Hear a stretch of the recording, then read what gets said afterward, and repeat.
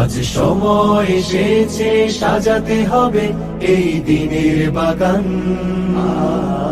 শুধু হেলায় খেলায় যেন কেটে না যায় সম্ভাবনার ক্ষণ। আজ সময় এসেছে সাজাতে হবে এই দিনের বাগান। শুধু হেলায় খেলায় যেন কেটে না যায় সম্ভাবনার ক্ষণ।